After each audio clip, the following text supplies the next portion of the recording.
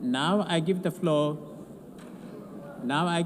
to Her Excellency Maria Theresa Lazaro, Secretary for Foreign Affairs of the Philippines.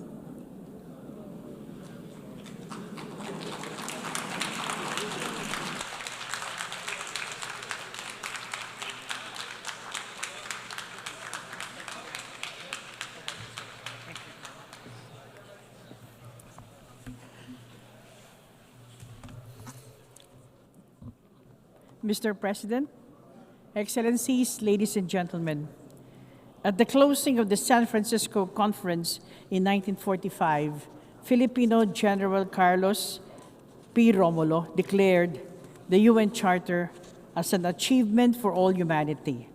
It is an accomplishment, he said, that will embrace and protect us at the same time that it liberates the human spirit. Our faith in the United Nations Charter endures as the international community celebrates the 80th anniversary of the United Nations. United in purpose, we, the 193 member states of the United Nations, are stewards of this office, of this edifice. It counts on our courage to be equal to the task it bestows on us. The United Nations was born in the rubble of war.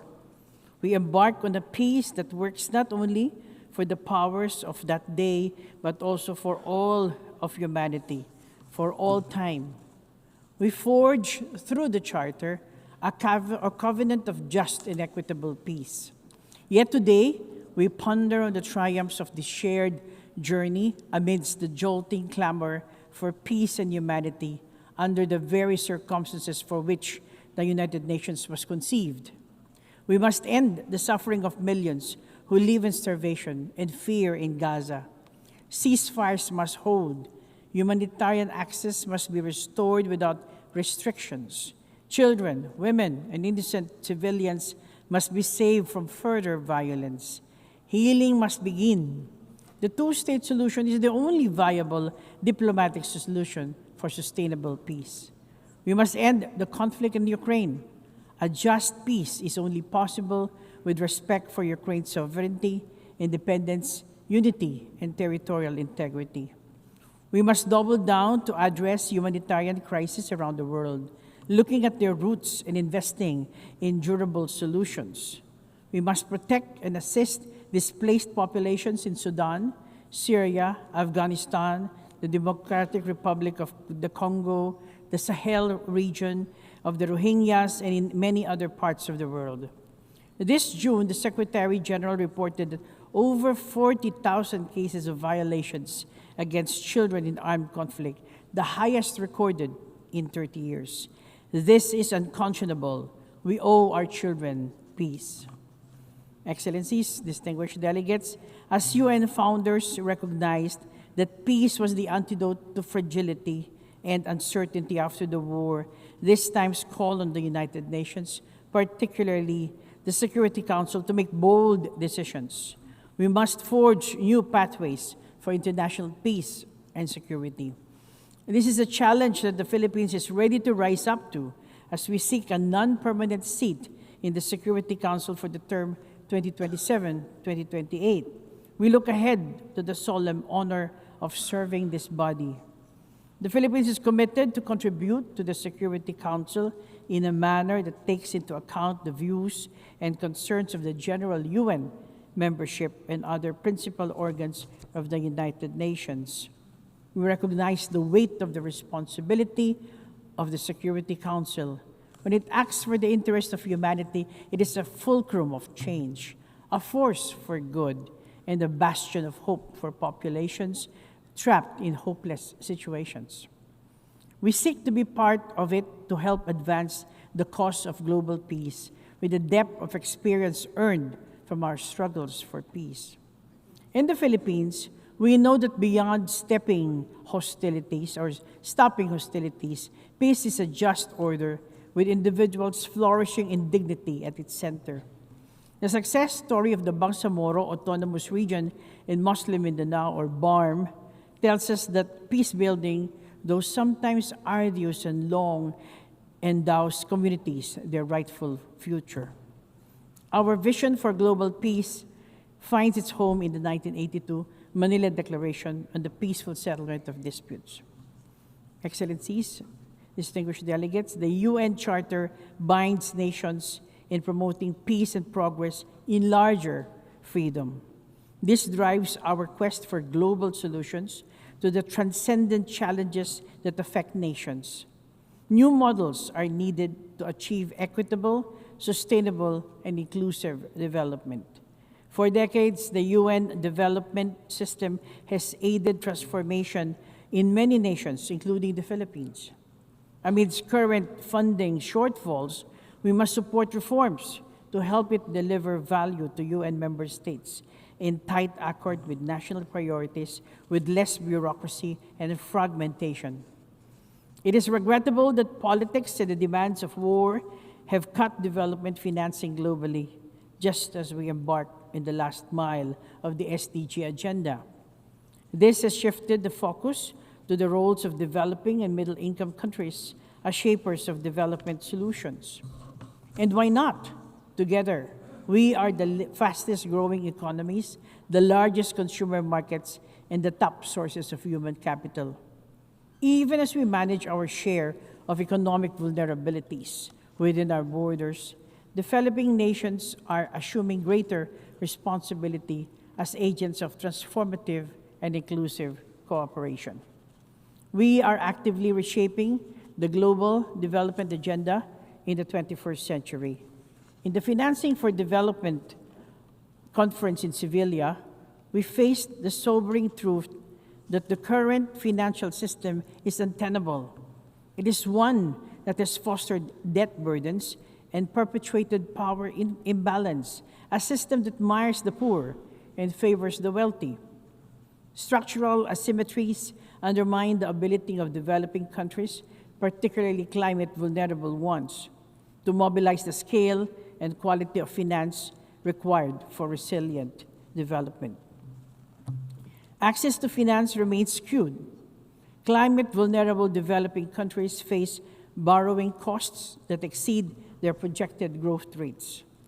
The eligibility criteria for concessional finance is tied to outdated income classifications with no account for risks and vulnerabilities faced by many countries that need such lifelines for sustaining their growth.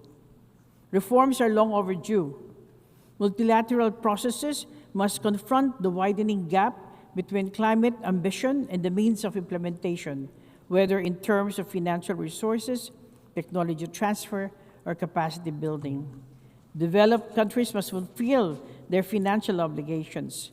Multilateral development banks must do their part. Climate finance is a binding commitment as affirmed by the International Court of Justice in its unanimous advisory opinion last July. We need to rebalance decision-making power in global financing institutions. Developing countries must be co-architects of systems that determine allocation, eligibility, and accountability. As a maritime country known for its mega biodiversity, the Philippines considers the sustainability of our environmental ecosystem as key to our climate and economic resilience. I am pleased to announce the Philippines' ratification of the BBNJ agreement, and this is in line with our commitment to the rules-based international order and the 1982 UNCLOS. We are determined to advance the just governance of the oceans and the conservation of maritime biodiversity. In our reflection on evolving multilateralism to be more fit for purpose, we must consider progress in the way we account for our stewardship of resources. Our economic models must account for the health of our planet. We must measure our success in promoting development in larger freedom in our accountability to every nation and every person of the community. Societies thrive in diversity and inclusion. Ladies and gentlemen, we stand in the midst of a global revolution of people, of economies, and of technologies. Migration straddles these changes. The movement of people across borders sustains growth in countries of origin, transit, and destination alike. Every day, Filipino migrants cross the world, are a testament to this. They support health systems, advance education, and boost creative economies. The 1.9 million seafarers are the backbone of maritime trade that accounts for 90% of global commerce. The International Conference on Seafarers, Human Rights, Safety, and Well-being held in Manila early this month affirmed that states and stakeholders are ready to do more for them. As migrants link our nations, their rights and dignity should be a gathering point, not a fault line for governments. Technology is the other defining force of our age, a connector, an enabler, an equalizer. Artificial intelligence offers promise, but carries profound risks. We must help build digital societies that bridges development divides rather than widen them, conforming with safeguards against misuse. Over the last 80 years, the United Nations Charter has served as a wellspring of purpose and action for those who rise equal to the task of delivering its promise. There is no alternative to the United Nations. There is no good global order other than one based on international law and the principle of the sovereign equality of states. A rules-based order is indispensable. To maritime nations such as the Philippines, international law, particularly the 1982 Law of the Sea, is fundamental to our future. While our government vessels and fisher folk continue to be harassed in our own waters, and as we remain on the receiving end of illegal, coercive, aggressive, and dangerous actions in the South China Sea, we abide by the UNCLOS as reinforced by the binding 2016 arbitral award on the South China Sea. We are committed to diplomacy and other peaceful means to settle disputes. At the birth of the UN, the Philippines actively helped in framing the foundational principle of the Universal Declaration of Human Rights, which states that all human beings are born free and equal in dignity and rights. The early decades of the UN saw the spirited engagement of Filipino diplomats against colonization and apartheid and economic inequality. We have steadfastly strived for justice. For its cause, we have helped manage the front lines of climate diplomacy, from the drafting of the Climate Change Convention itself to the Kyoto Protocol and the Paris Agreement. We have engaged with the fire of a nation familiar with the brunt of devastation, of disasters and extreme weather events. We know the urgency of global action. Justice and equity was our guidepost during the crafting of the WHO Pandemic Agreement. The adoption of this treaty last May was a sweet spot in the Philippines' presidency of the World Health Assembly. Our pledge to peace is unwavering. The Philippines was among the first to respond to the UN call for assistance in the Korean War. A decade later, Philippine troops flew halfway across the globe to aid in peacekeeping operations in the Congo. Since then, we have sent nearly 15,000 troops to 21 peacekeeping missions in Africa, Middle East, and the Asia Pacific. This experience has taught us that peacekeeping is about empowering communities. It must carve exit strategies with focused, non-politicized mandates from the Security Council. New models must be tailored to context and needs on the ground. Then as now, we embrace our role as a bridge builder. As General Carlos P. Romulo put it in 1946, a bridge between two worlds, among the first of many that must be erected to make them one. Then as now, we offer steady hands in New York, Geneva, Vienna, Bangkok, Nairobi, Rome, and the cradles of joint action as a partner, pathfinder, and peacemaker. Excellencies, distinguished delegates, our world is far different from the world inhabited by the founders of the UN. Our new realities test the durability of the Charter at its 80th year. The measure of credibility for the UN is whether it can hold its sovereign promise in today's world, where nations shape the future on equal terms.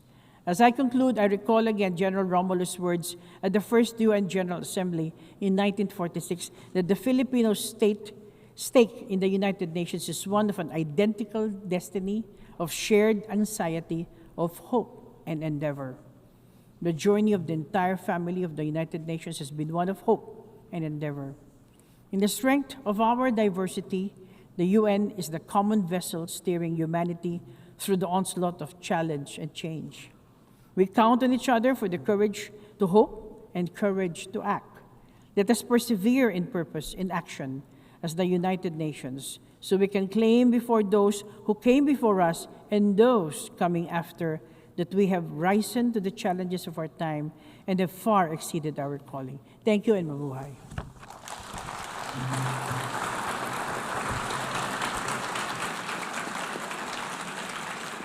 I thank the Secretary for Foreign Affairs of the Philippines.